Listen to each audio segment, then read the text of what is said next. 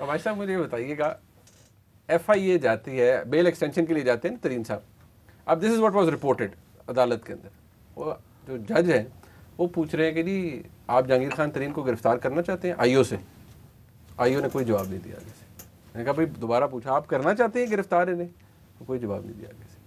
अब IO आप भी जानते हैं वो ट्रायल कोर्ट है, वहाँ जाते हैं, IO बताते हैं, जरा करते हैं नहीं जी हमें तो इनकी मतलूब है गिरफ्तारी, और जो बहुत से लोगों ने बताया कि जी हम किसी स्टेज पर उन्हें बुलाना चाहते हैं या डिटेन करना चाहते हैं। क्या ये तमाम बातें इफ़ इट इज़ ट्रू और सही रिपोर्ट हुआ है, तो जिस अरेंजमेंट की हम बात कर रहे हैं, चाहे भट्टी साहब उससे एग्री नहीं कर रहे, साफ़ी साहब का अपना तज़िया है, वो ऑलरेडी एग्जिस्ट कर चुका है तरीन साहब के लिए। Okay, that is the entire question कि बाय क्रिएटिंग एन एनवायरनमेंट जहाँ अली जफ़र साहब आ गए हैं गेम के अंदर और वो इन्वेस्टिगेट कर रहे हैं, जो भी हो रहा है, क्या वो ऑलरेडी क्रिएट हो गया? देखिए, टाइम गेन करने के लिए दो चीज़ों का फ़र्क कर लें। टाइम गेन हो गया, ये तो हम पहले से मेरे ख्याल सब एग्री कर रहे हैं कि इसकी वजह से एक मैसेज तो हर जगह गया है। वो मेरे ख्याल है वो डॉक्टर रिजवान को भी गया होगा, अबू बकर खुदा बख्श को भी गया, whoever is investigating, लेकिन इसका मतलब ये नहीं कि वो रुक गए हों। उनको बीच में से हटाया भी था इन्वेस्टिगेशन से? नहीं, किसी को नहीं हटाया।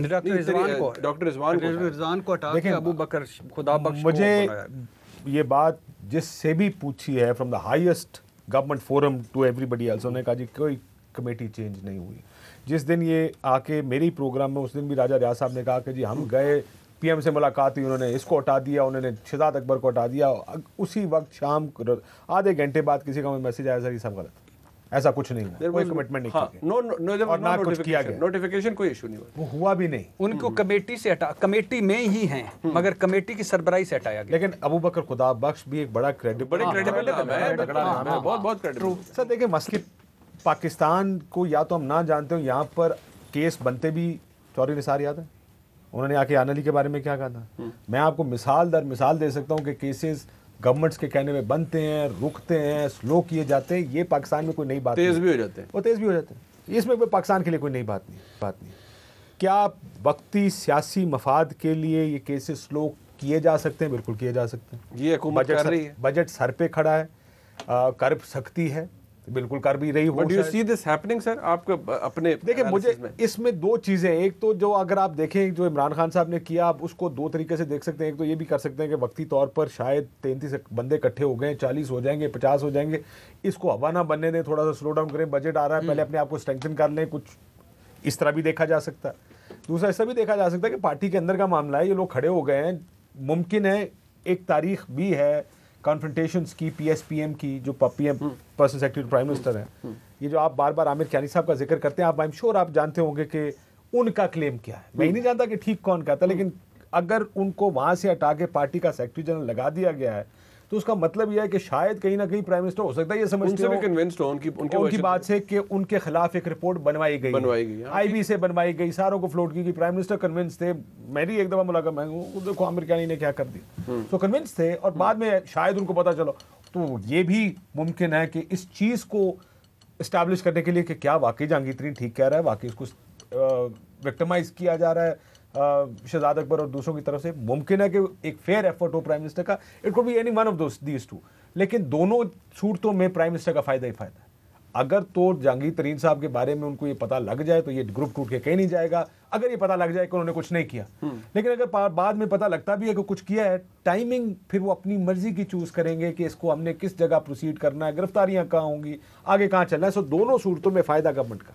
अच्छा साबिर साहब, अभी आपने एक बात की थी कि तरीन साहब को इस चीनी वाले मामले से पहले ही खुडे लाइन लगा दिया गया था या डिस्टेंस कर दिया था इमरान खान साहब ने, और आपने कहा वजह थी पीछे। आप वो वजह बताते क्यों नहीं, वो क्या वजह थी कि तरीन साहब की और इमरान खान साहब की बेसिकली डिफरेंसेस? देखें, एक तो ये जो मैं आपसे बात कर रहा हूँ ना, तो ये मैं ऐसे हवा के, क्योंकि बाकी लोगों ने तो अब ये पिछले इलेक्शन के बाद तब्दीली को भुगतना शुरू किया है ना। खैबर पख्तूनख्वा में तो हम पिछले 8 साल से भुगत रहे हैं, और उस वक़्त हम लोगों को कहते थे कि भाई वो मामला इस तरह नहीं है, लेकिन जाहिर बात है पूरे मीडिया को भी उनके लिए मैनेज किया जा रहा था। अब अगर 1-2 बंदा कोई बात करें तो वो दूसरा तो नहीं, बाकी सब लोग कुछ और बात करें तो खून मानेगा। मसलन इसी जहांगीर तरीन साहब ये उधर एक काम करवाना चाह रहे थे, शौकत यूसुफजई वज़ीर सेहत थे, वो नहीं कर रहे थे। माइनिंग का इशू था, माइनिंग का कॉन्ट्रैक्ट, ठीक है, नहीं माइनिंग का नहीं था, वो हेल्थ के अंदर था, ठीक है। अच्छा। और शौकत यूसुफजई ठीक कर रहे थे, माइनिंग उनके पास ऑलरेडी था। उन इमरान खान साहब ने उन पे करप्शन का इल्ज़ाम लगाया, शौकत यूसुफजई को फारिग किया वजारत से, बेइज्जत भी किया तरीन साहब की वजह से। तरीन साहब की वजह से।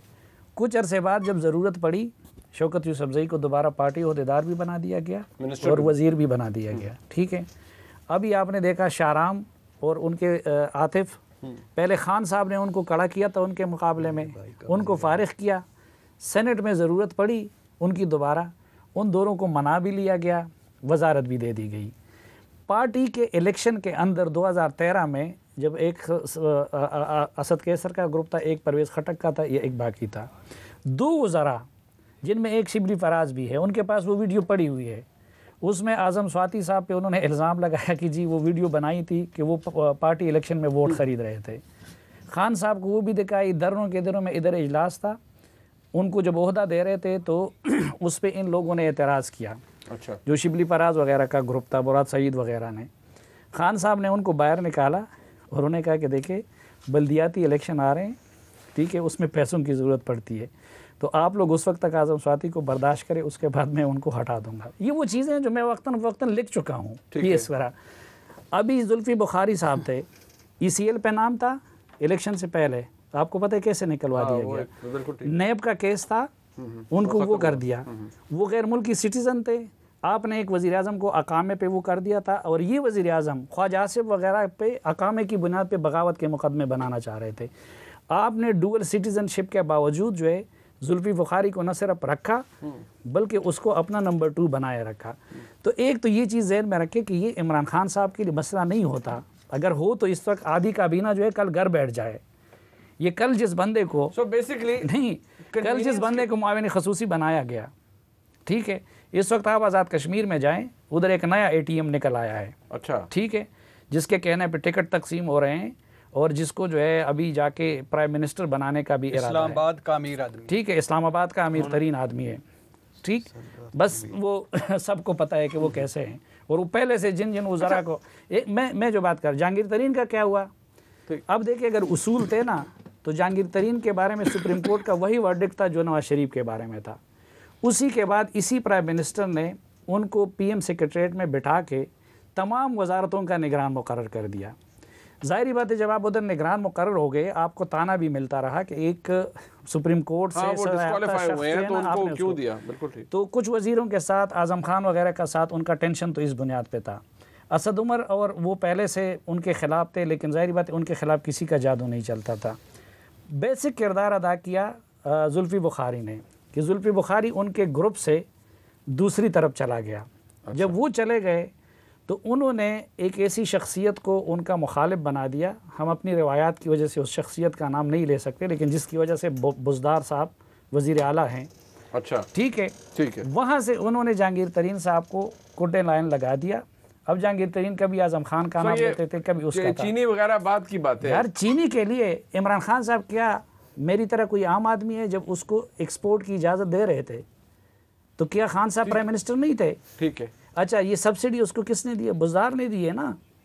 तो ये सब कुछ, ये हम क्या खामखा अपने आप को वो बना लेते हैं। एक बात जैसे इमरान खान साहब बड़े फरिश्ता है, लेकिन उनको जो किसी चीज के इशू के ऊपर यस और नो में बट काश साहब नहीं मिला ना, कोई NRO नहीं है, कुछ नहीं। बटी साहब नहीं कोई NRO नहीं, आपके तरीन साहब को कोई NRO नहीं मिला इस वक्त। मेरा ख्याल ये है कि उसने उस जगह को नाराज़ किया है, जिसको कोई नाराज़ कर लेता है तो खान साहब उस बंदे को माफ़ नहीं करते। राइट, तो एक कम अज़ कम आ गया नहीं, रीजनिंग कुड बी डिफरेंट, लेकिन तरीन साहब को मेरे से सवाल पूछ चुके हैं। नहीं बटी साहब, मैं और की जवाब नहीं था, मतलब यानी मेरा और तुसी की चाह रहे हो, मैं ये चाह रहे हैं कि जितना मुफस्सल इधर उधर या भाई गए, मैं क्या करूं, मैं काश साहब को कहूं कि बात है। 2 एंकर हैं, 3 एंकर हैं, तजिया निगार कौन है? ये आप तो दोनों हैं ना, आप एंकर भी है, तजियाकार भी है। उन्होंने कहा तजिया निगार तो कोई भी नहीं है। जो 3 एंकर है ना, वही 3 तजिया निगार भी है। चौथा कोई नहीं यार। सब में आया किस वास्ते?